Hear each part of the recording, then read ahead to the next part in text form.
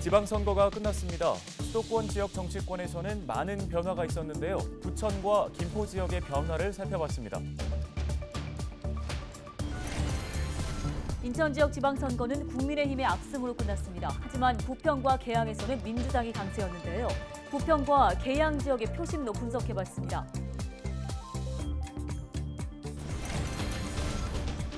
선거 이후 중요한 것은 지역의 변화를 어떻게 이끌어내느냐입니다. 인천경실련이 지방선거에 대한 평가와 함께 향후 과제를 제시했습니다. 관련 내용 짚어보겠습니다. 인천시가 원부자재 가격 급등으로 피해를 입은 지역 기업들을 위해 경영 안정자금 지원 기준을 낮추기로 했습니다. 러시아, 우크라이나 사태로 피해를 입은 기업들이 지원 대상입니다.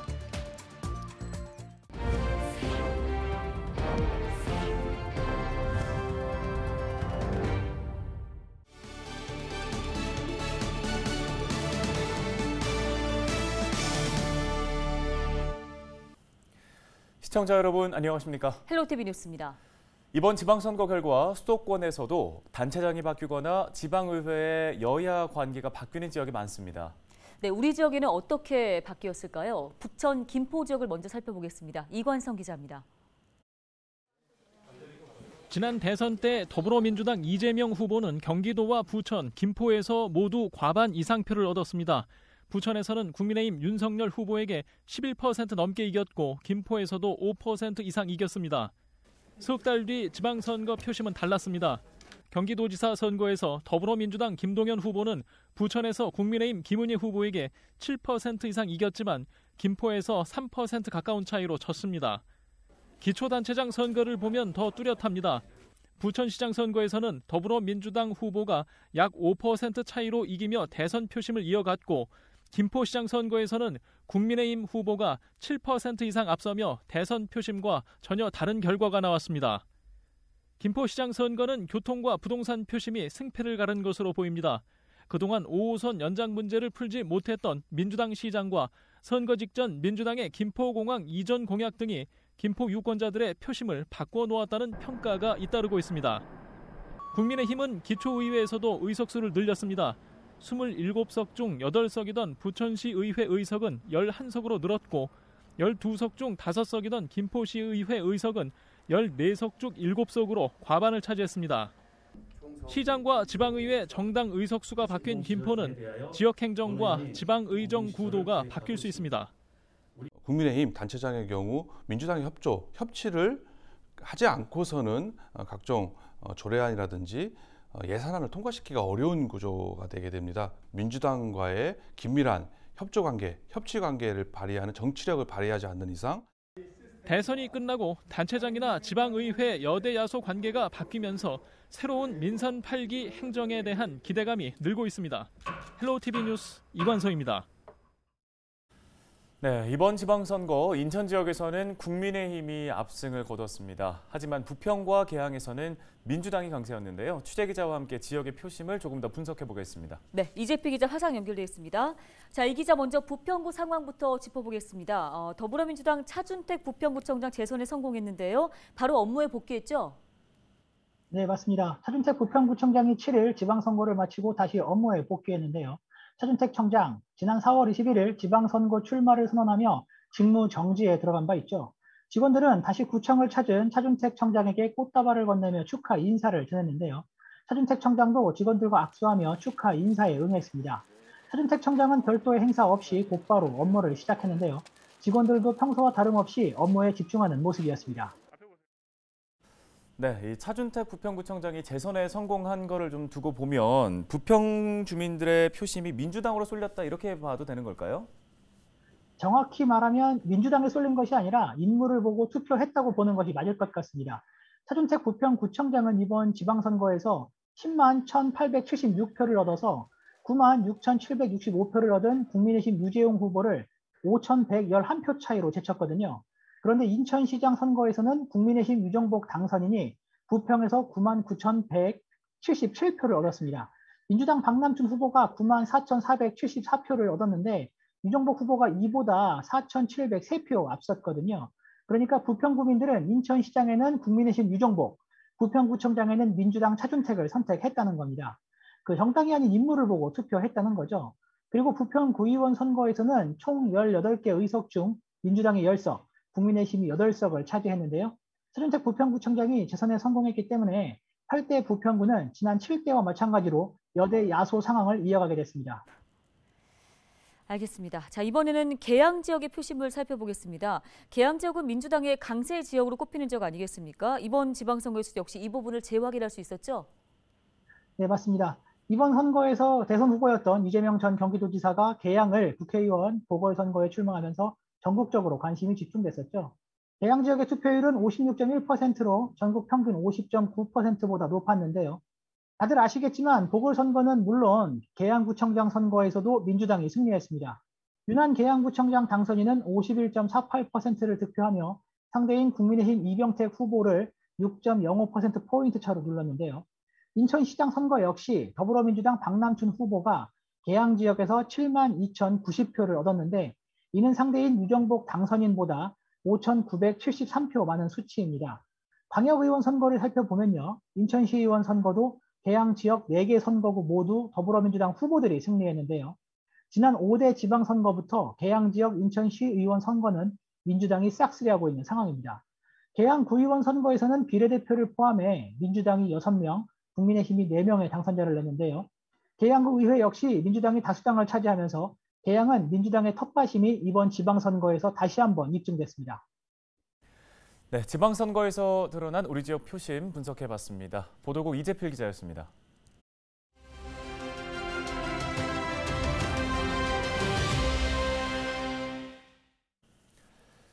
제8회 전국 동시지방선거가 대단원에 막을 내렸습니다. 인천경실련이 지방선거에 대한 평가와 함께 향후 과제를 제시했습니다. 네, 인천경실련 권하윤 사업간사 전화 연결해 보겠습니다.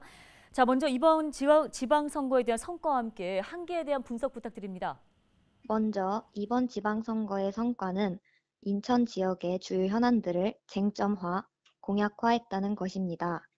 수도권 매립지 사용 종료, 수도권 규제 완화, 항만 민영화 중단 및 해양수산청 지방 이양, 전문 임기제 공무원 인사제도 개선 등을 시장 후보들과 각 정당에게 약속받았습니다. 반면 한계는 더불어민주당과 국민의힘 등 거대 양당이 지역 일꾼을 뽑는 풀뿌리 지방자치 선거를 지난 대통령 선거의 연장전으로 변질시켜 버렸습니다. 지방선거가 거대 양당 선거로 변질되다 보니 무투표 당선자가 지난 지방선거에 비해 5배가 급증했습니다. 이는 유권자의 알 권리와 투표권을 박탈한 겁니다. 네, 무엇보다 가장 중요한 건 앞으로 당선자들의 공약 이행 여부이지 않을까 싶은데요. 당선자들이 어떤 노력을 기울여야 할까요? 공약 이행률을 높이려면 당선자와 모든 정당이 적극적으로 협력해야 합니다. 당선자가 인천의 글로벌 도시 경쟁력 강화와 미래성장 기반 구축 등을 위한 공약 사업을 추진하면 각 정당은 이들 공약 사업을 뒷받침하기 위해 수도권 규제 완화, 정부의 균형 발전 정책 전면 개편, 지방 분권 실현을 위한 제도 개선 활동에 나서야 공약 이행이 가능합니다. 예를 들어 인천시장이 인천국제공항의 항공정비 MRO 산업과 송도의 바이오 헬스 산업, 청라의 모빌리티 산업을 추진하면 각 정당들은 합심해서 인천국제공항공사법과 규제 프리존 특별법 등의 법률 개정 활동에 나서야 합니다. 네, 끝으로 지방자치 발전과 관련해서 지역 정치권에 당부하고 싶은 말씀 있으실까요? 총 4,125명의 선출직을 뽑는 이번 지방선거에서 무투표 당선자가 무려 519명이나 나왔습니다. 지난 지방선거 대비 5배나 폭증한 수치인데 모두 더불어민주당과 국민의힘 소속입니다. 게다가 거대 양당이 공천한 무투표 당선자 중 30%는 전과자입니다. 이에 지역민의 자기결정권을 보장하고 지방정치의 중앙정치 예속화를 타파하기 위해서는 국회의원 선거에 중대선거구제를 도입하고 지역 정당을 허용하는 등의 지방분권형 정치개혁이 이루어져야 합니다. 여야 정치권의 분발을 촉구합니다. 네, 알겠습니다. 말씀 여기까지 듣겠습니다. 인천경실련 권하윤 사업간사였습니다.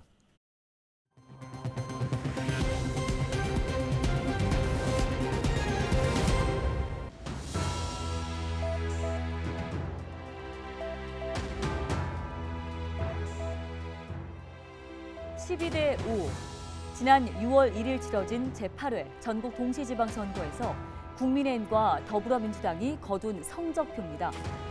국민들은 견제보다는 안정을 택했다고 볼 수 있겠는데요. 이처럼 4년 전 지방선거와는 완전히 다른 정치 지형이 구성됐습니다.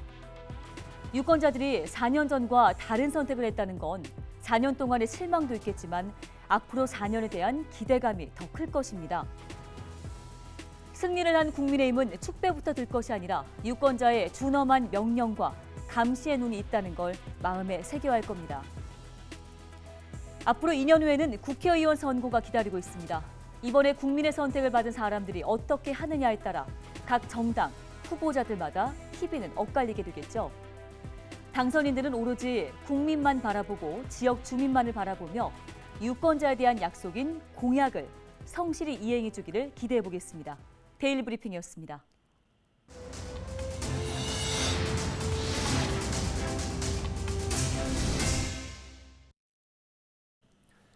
인천시가 원부자재 가격 급등으로 피해를 입은 지역 기업들을 위해 경영안정자금 지원 기준을 낮추기로 했습니다.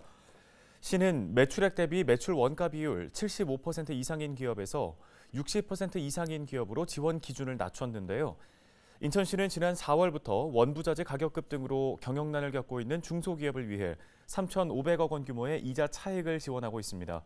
업체당 5억 원 이내 은행금리 이자 1.5%를 균등 지원하는데요.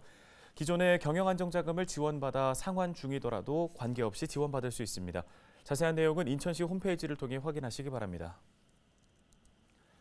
사랑을 전하는 모임, 이른바 사전회가 지역의 어려운 이웃들을 위해 사용해달라며 부평 일동에 선풍기 20대를 전달했습니다. 사전회는 이웃들을 위해 봉사활동을 펼치는 주민단체인데요. 국동현 사전회 회장은 우리 이웃들이 올 여름을 건강하고 시원하게 나길 바라는 마음에서 선풍기를 지원하게 됐다고 말했습니다. 부평 일동은 전달받은 선풍기를 지역 내 홀몸 노인과 취약계층에게 전달할 예정입니다. 다음 소식입니다. 인천시가 지난 6일 현충일을 맞아 현충탑 참배 행사를 진행했습니다. 이날 행사에는 안영규 인천시 행정부시장과 도성훈 인천시 교육감, 이재복 인천보훈지청장 등이 참석했습니다. 안영규 인천시 행정부시장은 나라를 위해 희생한 국가유공자분들을 위한 인천 호국봉안당 운영 등 선양 사업을 적극적으로 추진해 보훈가족의 예우를 강화하겠다고 강조했습니다. 한편 인천시는 코로나19 상황을 감안해 참배 행사를 최소 규모로 진행했습니다. 김포 지역화폐 김포페이가 새로워집니다. 김포페이는 운영 대행사 변경에 따라 오는 14일부터 신규 앱으로 전환해 운영하는데요. 가맹점의 경우 모바일 앱뿐만 아니라 별도의 웹사이트 포털에서 이용 내역을 관리할 수 있습니다. 또 이용자의 충전 한도액은 월 50만 원에서 월 200만 원으로 상향되는데요. 기존 김포페이 이용자는 신규 김포페이 앱을 설치한 뒤 카드를 그대로 연동해 바로 사용할 수 있습니다. 부천시가 시민중심 친환경 자전거 이용 활성화 계획을 새롭게 수립합니다. 부천시는 시민중심 친환경 자전거 도로와 자전거 이용 편의시설 확충, 다각적인 관점의 자전거 이용 활성화 계획을 수립할 예정인데요. 최근 확산되고 있는 개인형 이동장치와 전기 자전거 등의 안전환경 조성도 포함시킬 계획입니다. 부평구가 최근 가롤샘 텃밭에서 토종벼 모내기 한마당 행사를 진행했습니다. 행사에는 부평 지역 도시농업단체와 지역 주민 등 200여 명이 참석했습니다. 참가자들은 모내기와 새참 먹기 등을 체험했는데요. 부평구는 주민들이 체감할 수 있는 프로그램을 주기적으로 발굴해 나간다는 방침입니다. 헬로티비 뉴스가 오늘 준비한 소식 여기까지입니다. 네, 시청해주신 여러분 고맙습니다.